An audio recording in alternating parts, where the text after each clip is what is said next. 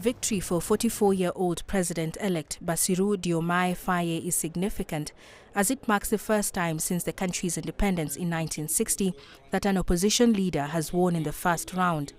And the win also makes him the youngest president in the country's history. So what does he face after years of rule by a rival party? The biggest issue for Diomaye Faye is the evaluation of Senegal Emerging Plan, an economic and social development program put in place by Macky Sall and has been in existence for 12 years. Although the plan has imperfections, it has also had successes. Faye was elected in a context of successive global crises like COVID-19 crisis, the impact of the crisis in Ukraine, and the adverse effects of climate change. Like many other countries, Senegal has been impacted by these shocks. The high cost of living and youth unemployment are also pressing concerns that he should address. As part of his campaign pledges, Bassirou Diomaye Faye promised to protect Senegal from corruption and interference from foreign powers. He said he would prioritize rebuilding institutions and reduce the cost of living, issues that citizens feel strongly about. Bassirou must address the growing unemployment and improve the organization of the administration. But I have doubts about his ability to do the latter because he lacks experience in major positions within the administration.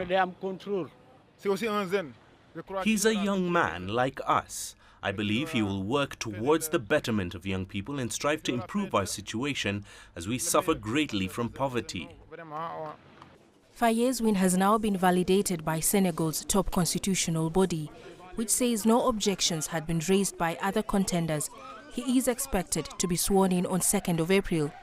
And for a man who was only freed from prison 10 days before the election, he says his ambition is to rule with humility and transform Senegal for the better. Caroline B., CGTN. Let's now listen to some reactions from Senegalese citizens after the confirmation of Faye's victory. Diomaye's election settles two issues at once. A whole generation of politicians will be retiring, and the largest part of the population will be represented in the presidential palace, meaning that we have a very young population who will, in my opinion, be able to take into account the concerns of young people who are the future of this country. Let him work for the people, and especially for young people. Have you seen all these young people going into the sea just to get to Europe? It's not normal. The country is rich. We have mineral resources. Frankly, we need to exploit these resources and manage them properly, shouldn't we? And distribute it fairly so that everyone has a chance.